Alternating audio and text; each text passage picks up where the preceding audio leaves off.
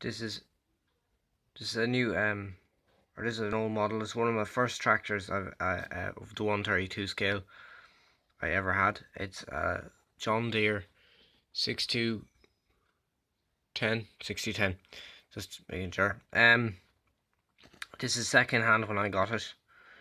As you can see, I haven't seen, well, moderately I've seen worse in younger models. Not of course my models now, but as you can see there it has a front loader, four-wheel drive with row crop tires on the back. They're very narrow wheels on the back, as you can see. You can kind of see a bit of a slant, and the wheels are sliding in a bit, but in fact it doesn't affect its rolling at all. It is something I'd love to fix on it, that the wheels will be fixed like so, like they look a lot better if they were fixed properly. I did try it on several attempts, but I may fix it yet. Hopefully it'll come to me one day. As you can see, the hitch has definitely seen a better days as well. One of the arms is broken on this side, and this linkage is missing from this side, as well as this guard used to come out as far as here, so when you did hook up a trailer, it would not fall off, but that's snapped off a long time ago.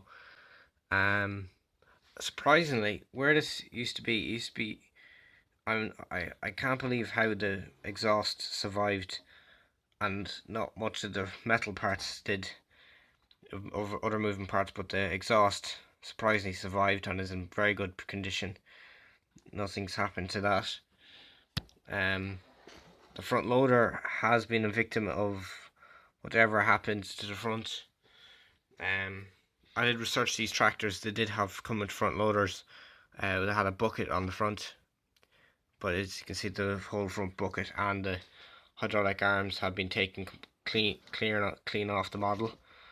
I hopefully I may resurrect making a new front loader front piece for the front loader bracket. I have done bits on this model in the past. Let's raise up the loader here. As you can see, the front has been it was one of the victims of it was rough from rough play. I ended up making a new front sticker for it, trying to managed to save the original logo of John Deere and the 6220 decal on the side. The other side is perfect, but this side was coming off, but luckily I got to glue it back in. I put a new front piece on it and painted in those lights and painted the grille black myself.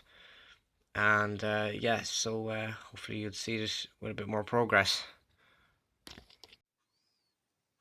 So, as you can see, guys, put a new bucket on the front of the tractor.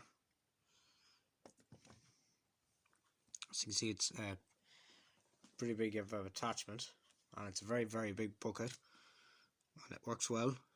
It's that. So yeah, it's a nice bit of work put into it. It's held on by 2 bolts here and here, and it's actually off another loader. It just dramatically fitted snugly in between where a new attachment was, and I just drilled through it, put these screws in. I know I could have done something better with rivets, but they were good for the time being. And then this bucket was completely made out from scratch. Just flat pieces of steel, and they were glued together with hot glue. The glue done a very good job of concealing all the brackets, and then I painted it in a John Deere green. Also on the model, I've painted side pieces. As you can see, it chipped a little bit here, but wouldn't mind that. On the far side, I actually had to end up painting the roof, so that roof is repainted. There's back pieces on the back that has been repainted. Drawbar was repainted in pieces. This was done by a brush, so bear in mind. And this done wherever I could see little chippings. This was all chipped. All the front windscreen was chipped, so I just put it back to its original green. So then I was going to put on